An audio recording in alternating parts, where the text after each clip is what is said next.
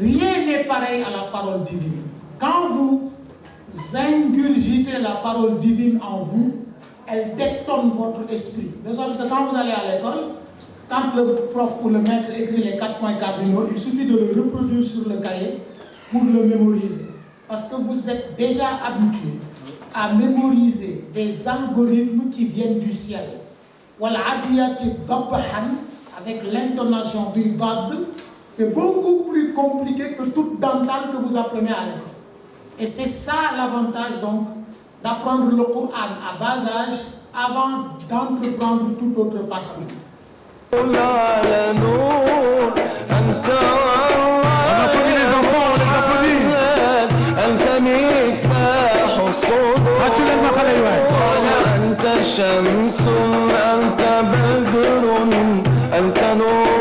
ils sont là les enfants.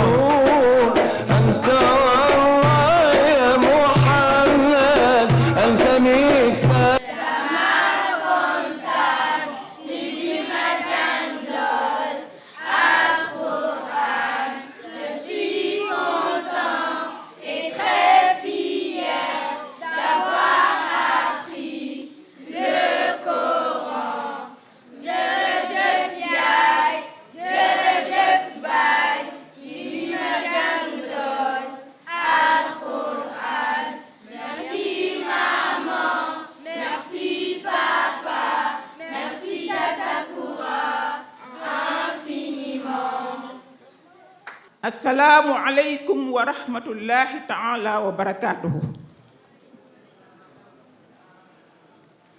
maa ngi nuyu ñëpp ñu fi teew kenn ku nekk ci turam ak ci santam di nuyu sama parents d'élèves yi nga xam ne ñoom wóolu dénk ma seeni doom di ci def seen kemtalaayu kàttan tey ba lii yépp mën a xew.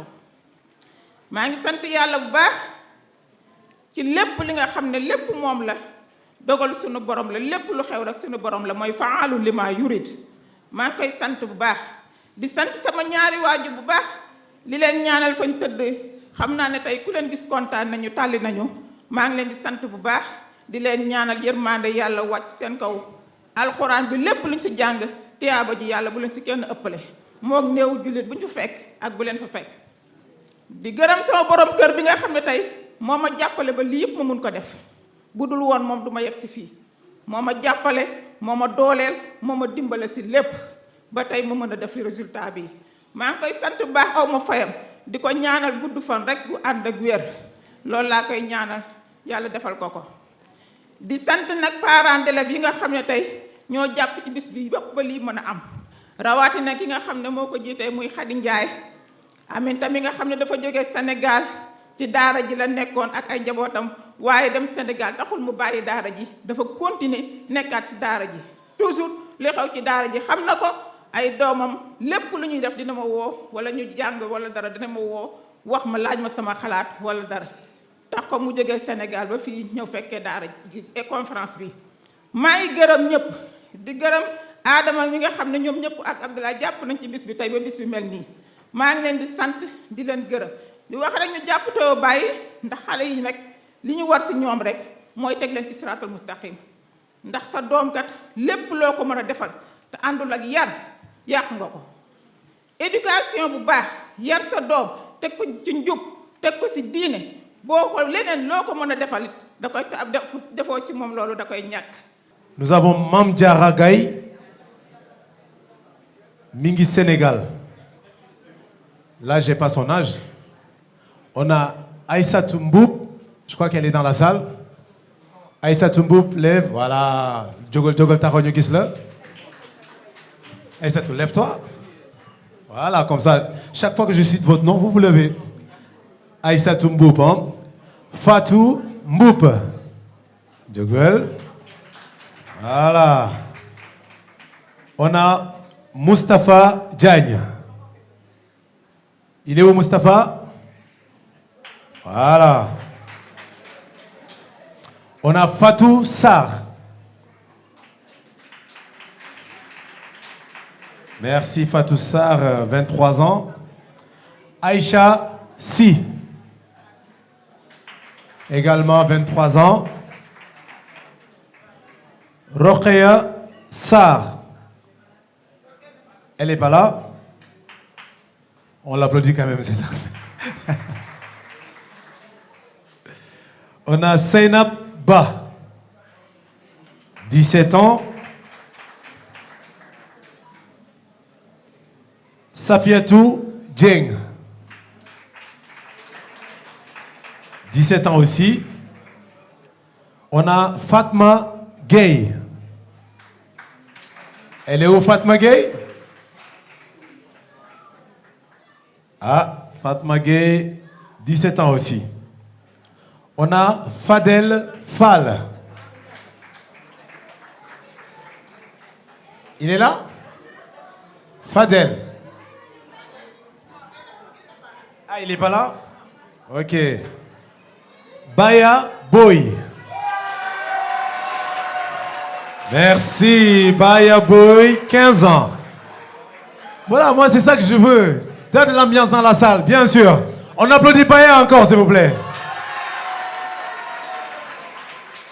On a Serigne Saliou Sarr,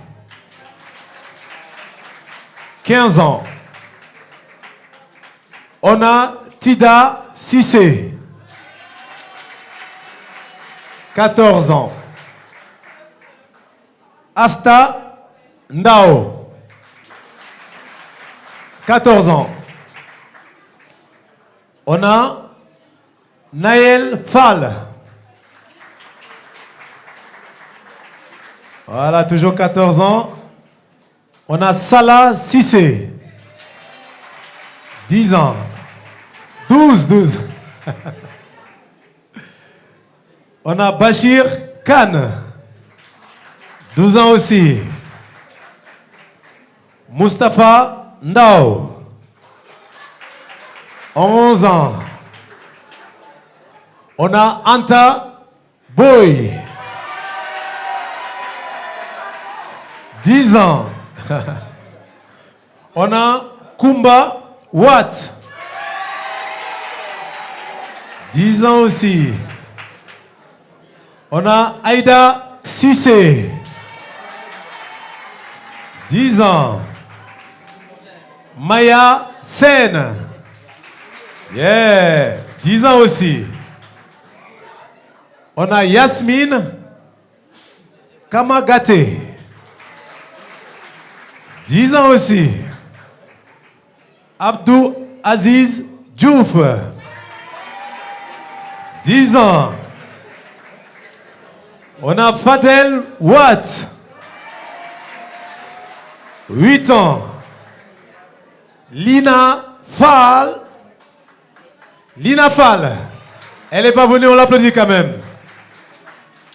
On a Leila Kamagate. On l'applaudit. 8 ans. Ali Kavin Diouf.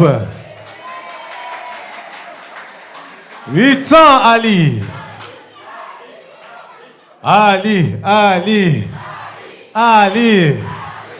C'est ça.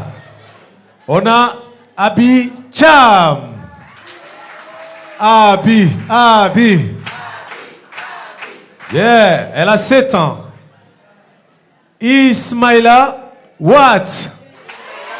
On l'applaudit. Ismaïla, 7 ans. Voilà nos enfants. واستعينوا بالصبر والصلاة وإنها لكبيرة إلا على الخاشعين الذين يظنون أنهم ملاق ربهم وأنهم إليه راجعون إنهم ولكن لا يستوون ويسألون مقام الكتاب وحده خمسين فقل لك لا يعلم ويسأل كل ذي بأس فيهم إلا موكل ما له يستهزئ إنه يستهزئ بها يجعله في طغيانه يعمد ألم تر إلى الذي حاج إبراهيم في ربه أن أتاه الله ملكا هو إذ قال إبراهيم ربي الذي يحيي ويميت قال أنا أحيي وأميت قال إبراهيم فإن الله يأتي بالشمس من المشرق فأت بها من المغرب ربنا ولا تحملنا ما لا طاقة لنا به واعف عنا واغفر لنا وارحمنا واعف عنا واغفر لنا وارحمنا أنت مولانا فانصرنا على القوم الكافرين. Voilà. Bravo. Bravo, bravo encore.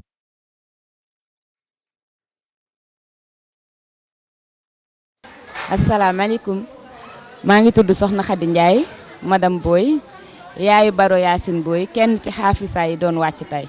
man nag maa ngi am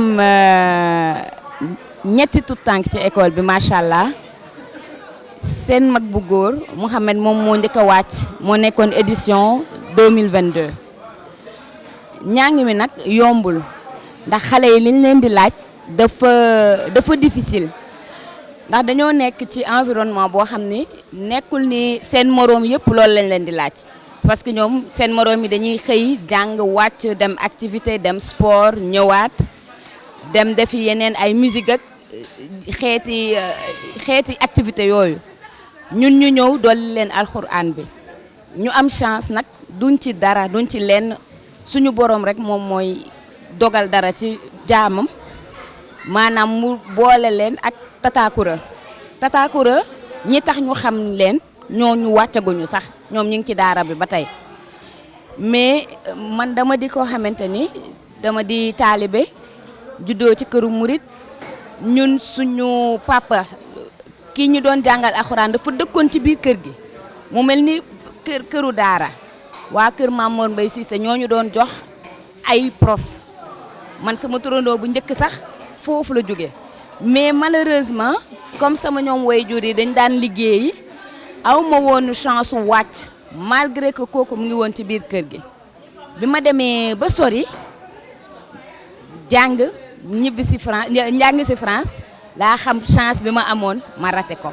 ma ne nag kon loolu du dal samay gune ñu def leen rigueur boo xamante ni ak seen papa xale yi dañoo ba sama waa kër dañoo am benn chanson tari pas par pas boo tariwul doo dem donc ñoom loolu xam nañ ko ñuy jàng 4 jours semaine mu nekk rythme bu métti seen prof yi école yi sax dañu ko doon wax mais ñu nangul ñu ko itamit boo amee chance su xale bi muy mën a jàng muy dugg ñu xale yi nangul ñu ko biñ demee nag ba ñu namm ci ñoom wàcc ba yaa sax daaw dafa arrêté cours sport am yi parce que da doon def brevet ren boole ko ak jàng alxuraan bi merci beaucoup loolu rythme la boo xam ne yombul Takura di ñu ci jàppale nag parce que dina jëli xale yi indi leen par exemple lundi soir yi ñun duñu am temps wu récupérer leen moom moo leen di récupérer ñëw jàngal leen et dañ doon def cours du lundi au jeudi plus dimanche loolu mooy rythme bi ñoom nag au début xale yëpp dinañ essayer fexe ba di jéem a esquiver mais bu ñu demee ba ñu xam ne amuñu choix foo nga jàng ko ndax kenn du la ci bàyyi muy waa kër gi muy Takura muy sa papa wala sa yaay dañoo dem ba intégré ko ñi ci gën a ndaw la ñuy gën a amal difficulté mais bis bu ñu jëlee seen bind rek ñoom am nañ autonomie dinañ ko réviser balaa Takura di ñëw dañ leen di tëyeel ñi ci kër gi man wala seen papa wala seen mag wala seen cousin parce que sama kër am naa chance su dëkk ak ñeneen ñooñu tëyeel leen ñu tari bu ñu taree ba mu mokk ci la ñuy soog a dem def beneen activité mais da ngay tari balaa Takura di ñëw di nga tari bu ñëwee moom nga tariwaat daal di continuer sa bind mais ñoom am nañ conscience su xam ne lii dafa bokk ci ñun maanaam demuñu sax ba naa maan maman semaine bi damaa bëri devoir mënumaa jàngi loolu bokkul ci seen wax ñoom il préfère arrêter le sport comme par exemple Anta Degen ren dafa arrêter basket bi ndax dafa bëggoon gën a accentuer bon après am na leneen tamit année bi boo avancé wul ak Takura da ngay dem daara Sénégal internat léegi nag ñoom ñu préféré def concession bi fii daal day jënd seeni vacances au lieu de boo avancé wul da ngay dem daara internat voilà. dañuy sant yàlla xam ni rek ñoom mérite bi ñoom la d'abord xale yi parce que am na ñu bëri ñoo xam ne ñu ngi jàngal seen doom te egguñu fi ñu bëggoon ñoom ñu yegg ko man maay exemple bu njëkk bi donc ñoom ñu santee ko suñu borom li may wax rek ñun duñ ci dara moom moo ko namm mu nekk lu neex parce que ñu ci bëri yeneen parents yi dañ la koy wax mais ñun loo xam ne dañ ko intégré woon la ba noppi maanaam faw xale yi wàcc parce que man damay tooñ nit ñi naan man damaa mën a tooñ donc dama dem alaxira di layool benn gune donc lu neex a neex la ñu bañu ñu compter dara nag dañuy def lépp lu ñu mën rek pour que xale yi xam ne lii ñuy def lu ñu ñor la xale moom man li ma foog mooy boo ko gëmloo ni boo ko wanee la intéressé rek da cay dem kon nag ñun loo xamante ni nii suñu wareef la dañ leen ko ameel devoir la ni nga leen amelee lekk ak naan noonu nga leen amelee éducation te comme ñun lii mooy suñu culture lii lañ gëm mooy suñu fi ñu nekk dafa doy waar dañuy yaakaar ni lii mën nañu cee jàppale xanaa ñu ñaax xale yi rek jàppale leen aider leen parce que yombul liñ leen di laaj yombul dara ñu xam ko ñu ni tamit yenn saa yi nga dëgëral yenn saa yi nga nooyal mais amul recette bu amoon recette moom ñëpp appliqué ko waaw soobu rek waaw c'est beaucoup de sacrifice yal na yàlla jàppale ñëpp jërëjëf. man maa ngi tudd Soxna Maymuna Ndiaye di rakk ci Khady Boy mi nga xamante ni moom moo fédéré événement bi di kenn ci ndayu xale yi doon xaafisaat yi doon tari tey. bi mooy deuxième édition bi njëkk bi mi ngi amoon 2022. édition bu njëkk bi comme ni ma ko waxee 2022 la woon boobu benn xaafis la ñu xamoon moom mooy taawu Khady mi moom moo doon tari donc comme tey Diawartoulah ñoo ko couvrir woon mais c'est vrai que c'était beaucoup plus restreint beaucoup plus familial ñi ngi ko defee woon ci salle bu ndaw mais couverture bi ak préparation bi c'est à peu près dans les mêmes dimensions que bii nii mais c'était quand même beaucoup plus restreint que bii deuxième édition bi ñu def tey. donc comme ni ma ko waxee woon première édition bi ñi ngi amoon benn ndongo rek boo xam ne moom moo doon tari donc comparé ak deuxième édition bi ñu am ci 4 li yàlla di def ñeent ñëpp ay jigéen lañ. donc seeni wayjur nekk fii muy parents yoo xamante ne nii ñu mat a delloo njukkal lañ nekk fii di jël seeni doom chaque dimanche leen yóbbu daara yaay kura ñuy jàng donc loolu rek accomplissement la ki ci gën a tuuti mi ngi am 10 ans nekk collège donc je pense que en 5 ans mu matal téere bi donc mu nekk loo xamante ne nii dafa rëy ci parents yooyu ak ci man mii nga xamante ne si sama bopp dama leen boole ci sama bopp ndax sama jarbaat tamit ci la bokk donc en termes de préparatif donc là effectivement on a pris une salle beaucoup plus grande parce que ça a impliqué plus de familles les proches de ces familles là donc pareil ñun à chaque fois on se tourne vers Diawartoulah parce que xam nañ ni couverture événement moom ñooñu ci doy miin nañ leen xam nañ seen liggéey te rafetlu nañ ko donc pareil lépp li nga xam ni cuisine la on l'a géré au niveau familial ku ci nekk ak li nga mëne donc on s'est dispatché les tâches ba lépp jaar yoon laata bés bi tey ku nekk xam na fan nga war a féete ci ban stand nga war a féete est-ce que animation ngay nekk est-ce que cuisine ngay nekk xëy na li si ëpp si ñun cuisine la ñu féetee mais voilà donc tout ce qui est matériel tout ce qui est location salle dañ ko gérer à l'avance et puis voilà donc voilà on a essayé de se concerter pour xam ku nekk lan nga war a def ba loolu moo indil succès bi ñu am tey ci journée bi. donc bis bi tey nañ ko dindee sant rek sant bu baax a baax ak am ci mbégte mu bëree bëri amaana njortu ñu woon ni nit ñi dinañ toll nii. mais vraiment cant rek lañ ci am yaakaaroon nañ ni xëy na par rapport ak dimension bi on espérait peut-être une centaine de personnes là on voit que on est quasiment au double voire plus donc satisfaction bu rëy la xam nañ ni tamit li muy firnde rek mooy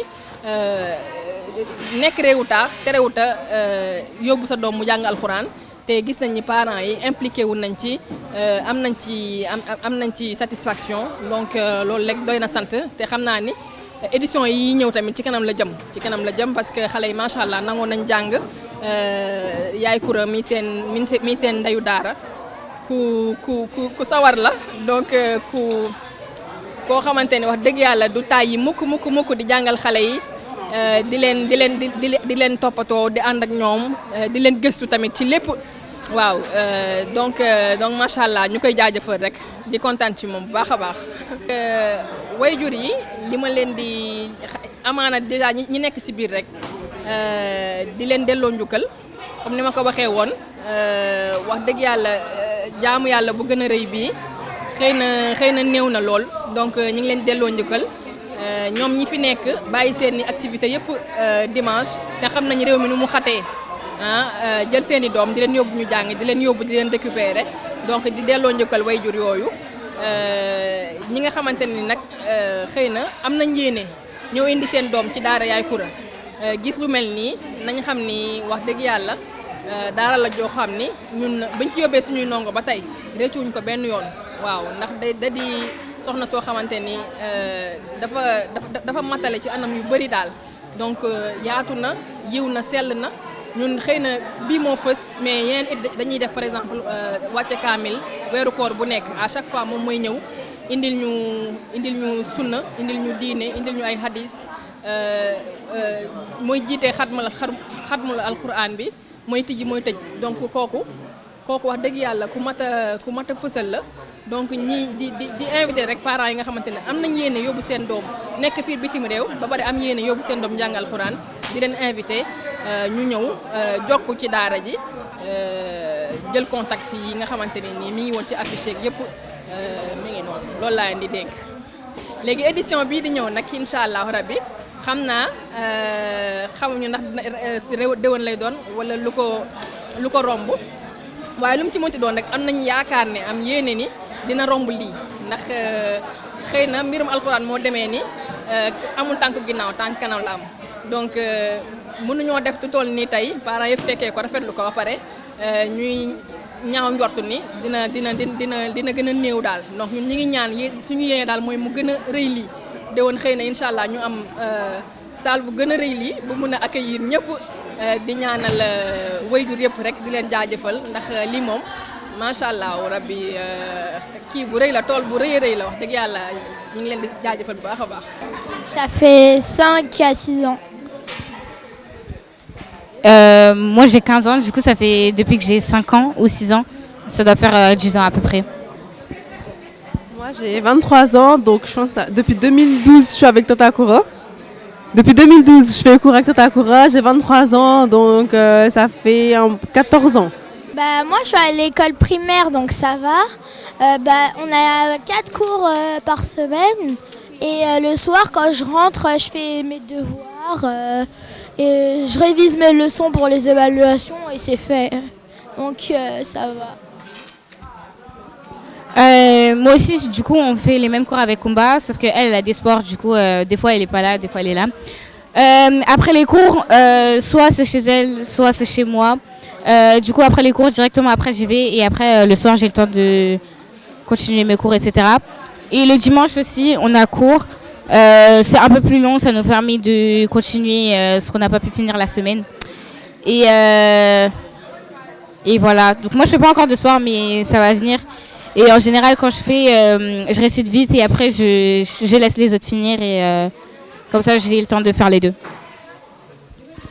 Alors pour moi c'est un peu plus compliqué parce que mon emploi du temps ça bouge tout le temps, je change de pays tout le temps. Du coup c'est pas évident. C'est Tata Koura qui s'adapte à moi plus que moi je m'adapte à elle. Donc c'est en fonction de mes disponibilités, donc vraiment c'est un peu aléatoire. Donc en général je rentre des cours, soit je fais cours le soir après mes cours, sinon le week-end quand j'ai le temps. Mais en général c'est très très mélangé, mais ça se fait. La preuve j'ai réussi à m'en sortir, ça se fait. Il faut juste bien s'organiser et essayer d'adapter, genre trouver un temps en fait pour chaque chose. Donc voilà, même quand j'ai des examens, j'essaie de trouver du temps pour réviser ce que je dois réviser avec Tata Koura et ce que je dois réviser aussi pour la fac et autres. Mais c'est ça. Mais de toute façon, la plupart des cours, moi je fais mes cours depuis 2000, peut-être 2015 en distanciel avec Tata Koura, la plupart, presque 95% du temps. Et ça fonctionne, donc voilà.